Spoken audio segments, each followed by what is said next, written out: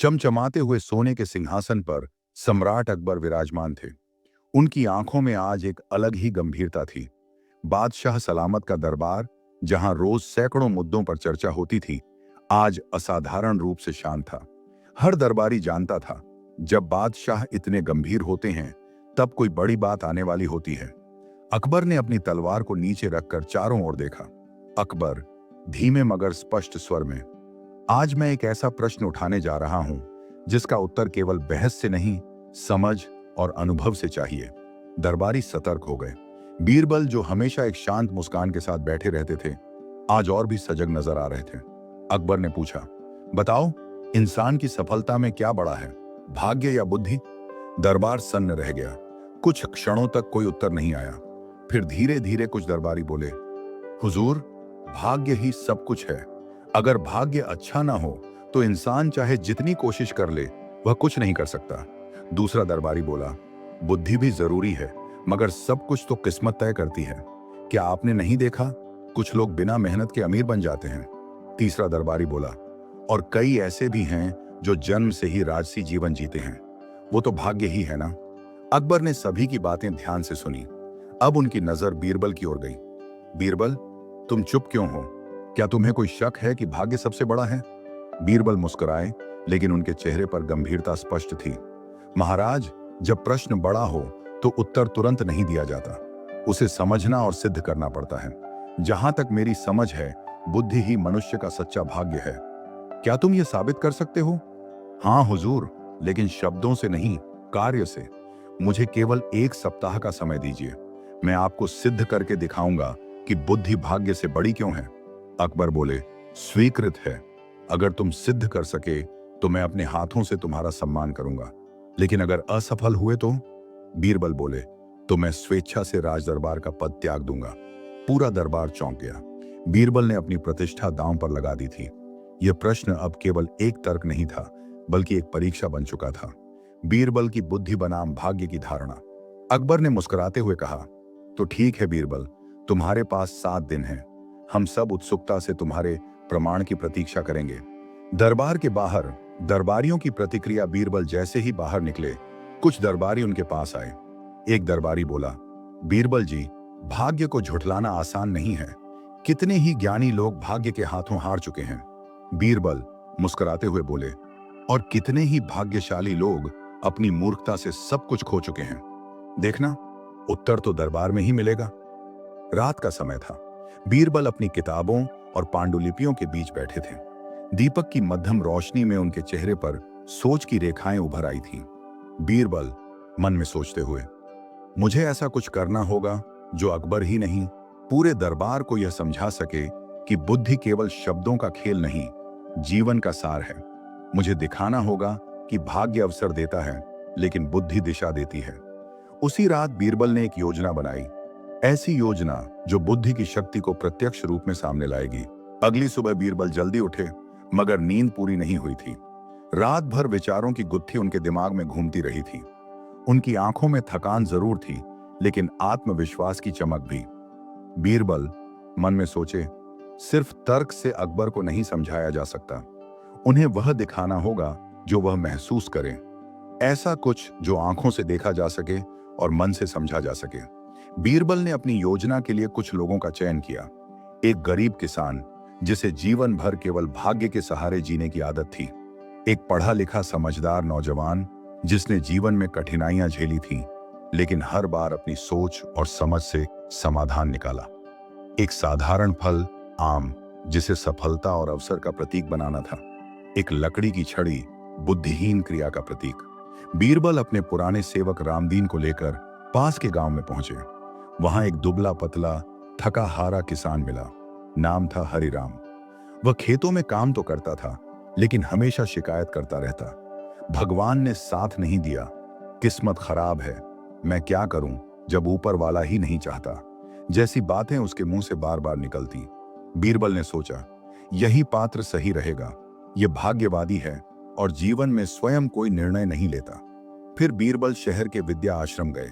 वहां उन्होंने विजय नामक युवक से मुलाकात की। विजय अनाथ था, मगर उसने अपने पुरुषार्थ से शिक्षा पाई थी। वह व्यवहार कुशल था और कठिन परिस्थिति में भी संतुलन बनाए रखता था। बीरबल बोले, तुम्हें दरबार में एक छोटा सा प्रयोग करना है, जहां तुम्हारी बुद्धिमत्ता ही तुम्हारा औजार होगी। विजय ने सिर झुकाकर कहा, आपके लिए सेवा देना मेरे लिए सौभाग्य की बात होगी।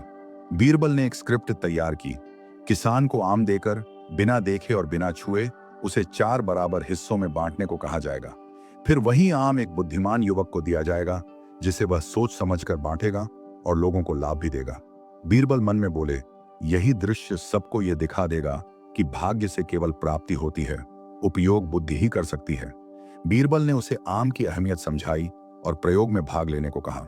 हरिराम बोला, मालिक, मुझे आम मुफ्त में मिल जाए इससे अच्छा क्या होगा, मगर काटने का क्या फायदा, मैं तो पूरा खा जाऊंगा। बीरबल मुस्कुराए। ठीक वैसा ही उत्तर जो उन्हें चाहिए था। बीरबल ने विजय से कहा, इस आम को जब तुम्हें दिया जाएगा तो सोचकर इसे इस तरह बांटना कि वह केवल तुम्हारे ही नहीं, औरों के भी काम आ सके।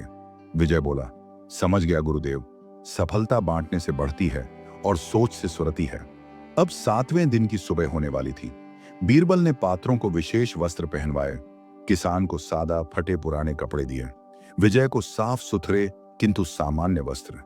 आम को एक रेशमी थाली में सजाया गया और लकड़ी की छड़ी को एक प्रतीक की तरह रखा गया। बीरबल मन में बोले, कल का दिन निर्णायक होगा। यह केवल मेरी परीक्षा नहीं, उस विचार की है जो समाज में बुद्धि को भाग्य से कम आंकता है। रात बीत रही थी। चांदनी दरबार के खंभों पर चमक रही थी। बीरबल खिड़की के पास बैठे हुए कुछ पंक्तियां सोच रहे थे। जो किस्मत को रोता रहा वो भूखा ही रहा, जो बुद्धि को अपनाया उसने हर मोड़ पर रास्ता बनाया। वहीं दूसरी ओर दरबार में हलचल थी। सभी दरबारी, सेनापति और स्वयं सम्राट उत्सुक थे कि अगली सुबह बीरबल क्या कमाल दिखाएंगे। सुबह की धूप जब लाल किले की दीवारों को छू रही थी, तभी सम्राट अकबर अपने शाही वस्त्रों में दरबार की ओर बढ़ रहे थे। पूरा राज दरबार आज विशेष रूप से सजाया गया था। दरबारी, विद्वान, सैनिक और जनसामान्य भी जमा थे।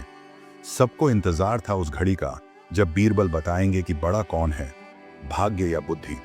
बीरबल शांत भाव से अपने दोनों पात्रों, हरिराम किसान और विजय बुद्धिमान युवक, के साथ दरबार में प्रवेश करते हैं। उनके पीछे एक सेवक एक सुनहरी थाली में एक बड़ा रसीला आम और लकड़ी की छड़ी लेकर आता है। बीरबल सम्राट की ओर झुकते हुए, जहां पनाह, जैसा आपने आदेश दिया था, मैं आज यह दिखाने आया हूं कि बुद्धि केवल विचार नहीं, व्यवहार में भी भाग्य से ऊपर होती है। अकबर बोले, बीरबल, हम सब तैयार हैं, दिखाइए अपना प्रयोग। बीरबल ने किसान हरिराम को आगे बुलाया। उसके कपड़े मैले थे, चेहरा थोड़ा डरा हुआ लेकिन उत्सुक। बीरबल ने उसे थाली से आम निकाल कर दिया और कहा, यह फल तुम्हें बिना मेहनत के मिला है, जैसे भाग्य से सफलता मिलती है। अब इसे बिना काटे, बिना देखे 4 बराबर हिस्सों में बांटो। हरिराम असमंजस में पड़ गया। हरिराम बोला, मालिक, बिना देखे और बिना काटे कैसे करूं? बीरबल बोले, यही तो भाग्य की स्थिति है। यदि भाग्य कुछ दे भी दे तो बिना बुद्धि के तुम उसका उपयोग नहीं कर पाते। हरिराम आम को हाथ में घुमाता है पर डर के मारे कुछ नहीं करता।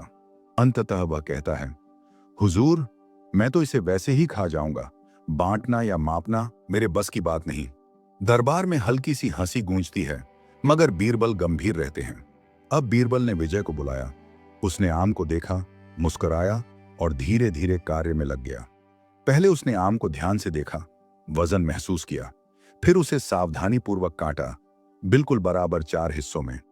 उसने एक हिस्सा बीरबल को दिया, एक सम्राट को, एक हरिराम को और एक स्वयं लिया। बीरबल ने पूछा, तुमने ऐसा क्यों किया? विजय आवाज में आत्मविश्वास से बोला, क्योंकि सफलता का असली आनंद तभी है जब वह सब में बांटी जाए। जो अकेले खाए वह केवल पेट भरता है, जो बांटे वह रिश्ते, सम्मान और पहचान कमाता है। पूरा दरबार कुछ क्षणों के लिए मौन हो गया, फिर चारों ओर से सराहना की आवाजें आने लगी। बीरबल सिंहासन के पास खड़े होकर बोले, जहां पनाह, भाग्य एक आम की तरह है, सुंदर, मीठा और मूल्यवान, लेकिन यदि वह बिना बुद्धि के हाथ में चला जाए तो उसका कोई उपयोग नहीं, और यदि वही फल बुद्धिमान को मिले तो वह न केवल स्वयं लाभ पाता है बल्कि औरों को भी उससे लाभान्वित करता है। उन्होंने आगे कहा, हरिराम को आम मिलना भाग्य था, लेकिन वह उसे बांट नहीं सका क्योंकि उसमें बुद्धि का अभाव था। विजय ने आम को बांटा, सबका सम्मान बढ़ाया। यही बुद्धि की शक्ति है। सम्राट अकबर कुछ क्षणों तक मौन रहे, फिर खड़े हो गए। उनकी आंखों में गर्व और प्रशंसा स्पष्ट थी। अकबर गंभीर स्वर में बोले, बीरबल, तुमने केवल प्रश्न का उत्तर नहीं दिया, बल्कि जीवन का मंत्र सिखा दिया। आज यह स्पष्ट हो गया है कि भाग्य अवसर देता है, लेकिन बुद्धि उसका उपयोग करना सिखाती है। उन्होंने विजय को अपनी तलवार भेंट की और हरिराम को एक थैली भर चांदी दी, ताकि वह सीखे कि मेहनत और समझ से ही वह चांदी सार्थक होगी। अकबर ने घोषणा की, आज से हमारे राज्य के पाठशालाओं में यह सिद्धांत सिखाया जाएगा, बुद्धि ही सच्चा भाग्य है। सभी दरबारी खड़े होकर बीरबल की सराहना करते हैं। कुछ जो पहले भाग्य के पक्ष में थे, अब विनम्रता से स्वीकार करते हैं कि उन्होंने जीवन का एक नया पाठ सीखा। एक वृद्ध मंत्री बोला, बीरबल, आज आपने दिखा दिया कि विचारों की शक्ति किस्मत से भी ऊपर होती है। दरबार समाप्त होने के बाद बीरबल धीरे धीरे बाहर निकलते हैं। विजय उनके साथ होता है।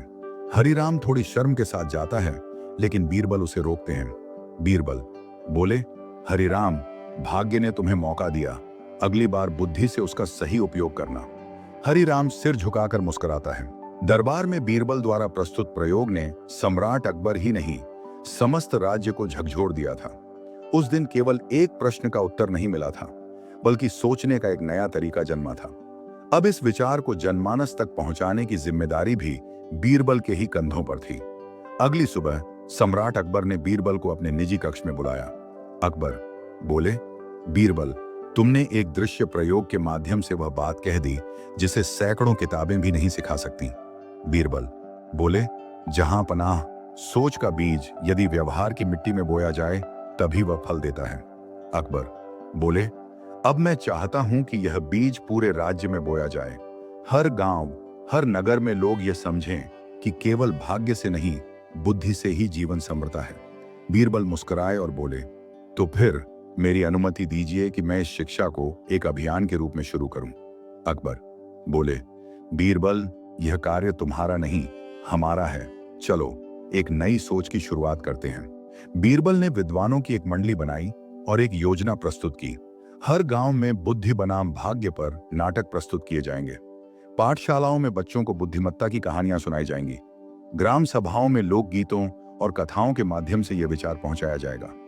राज्य के एक दूरस्थ गांव नारायणपुर में पहला नाटक हुआ।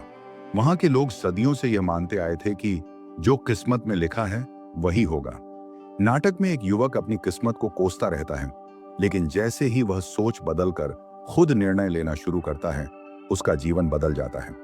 नाटक के अंत में जब सूत्रधार कहता है, भाग्य अवसर देता है पर बुद्धि रास्ता दिखाती है, तो पूरा गांव तालियों से गूंज उठता है। एक गांव की कहानी चंदा की मां। नारायणपुर में ही एक विधवा महिला थी, चंदा की मां। उसके पति की मृत्यु के बाद वह मान चुकी थी कि उसकी जिंदगी में अब कोई उजाला नहीं। नाटक देखने के बाद वह बीरबल के पास आई। चंदा की मां, मालिक, मैं तो सोचती थी कि मेरी किस्मत ही फूटी है, अब समझ आया कि मुझे भी सोच बदलनी होगी। बीरबल ने उसे सुझाव दिया, तुम गांव की अन्य विधवाओं को एकत्र करो और एक छोटी सी पाठशाला शुरू करो। बुद्धि की राह वहीं से शुरू होती है। कुछ ही महीनों में वह गांव महिलाओं की शिक्षा में अग्रणी बन गया। राजधानी आगरा और आसपास के नगरों में बुद्धि की परीक्षा नाम से प्रतियोगिताएं आयोजित की गईं। बच्चों से लेकर वृद्ध तक इसमें भाग लेने लगे। प्रश्न सरल थे पर सोचने वाले। यदि भाग्य तुम्हें परीक्षा में पास करवा दे तो क्या तुम्हें कुछ पढ़ने की जरूरत नहीं? अगर किस्मत से तुम्हें धन मिल जाए लेकिन समझ ना हो तो क्या वह टिकेगा? इन प्रश्नों ने जनमानस को भीतर तक झकझोर दिया। यह केवल जनता ही नहीं, बल्कि कई दरबारी जो पहले भाग्यवादी थे, अब स्वयं अपने परिवार में बुद्धिमत्ता को बढ़ावा देने लगे। एक दिन बीरबल ने देखा कि दरबारी फतेह उल्लाह अपने बेटे को खुद पढ़ा रहे हैं। बीरबल मुस्कुराते हुए, मुझे लगता है अब दरबार भी बदल रहा है। फतेह उल्लाह बोले, हाँ बीरबल, तुम्हारी बातों ने अब हमारी सोच को भी नरम कर दिया है। कई महीनों बाद सम्राट अकबर और बीरबल शाही बगीचे में टहल रहे थे। अकबर बोले, बीरबल, मुझे आज वह दिन याद आ रहा है जब मैंने तुमसे पूछा था, बड़ा कौन है, भाग्य या बुद्धि? बीरबल हल्की हंसी के साथ, जहां पनाह, प्रश्न तो वही था, पर अब उत्तर केवल मेरा नहीं, पूरे राज्य का हो चुका है। अकबर बोले, मैं अब समझ गया हूं, भाग्य तो केवल एक दरवाजा खोलता है, लेकिन बुद्धि तय करती है कि भीतर कैसे जाना है। कहानी का संदेश, भाग्य अवसर देता है, लेकिन बुद्धि ही उस अवसर का उपयोग करना सिखाती है। सिर्फ सोच बदलने से समाज नहीं बदलता, सोच को कर्म में उतारना होता है। समापन राज्य में एक नई जागृति आ चुकी थी। बीरबल के प्रयोग ने केवल दरबार नहीं, बल्कि गांव, नगर, जन मन और सोच की दिशा बदल दी थी। अब अकबर का राज्य एक ऐसा राज्य बन गया था जहां भाग्य को अवसर माना जाता था और बुद्धि को उसका सारथी। अगर आपको ये प्रेरणादायक कहानी पसंद आई हो तो लाइक जरूर करें। ऐसी ही और कहानियों के लिए चैनल को सब्सक्राइब करें और बेल आइकन दबाना ना भूलें, ताकि आपको हर नई कहानी की सूचना सबसे पहले मिले। नीचे कमेंट करके बताएं कि आपको बुद्धि और भाग्य की इस लड़ाई में क्या सीख मिली। धन्यवाद।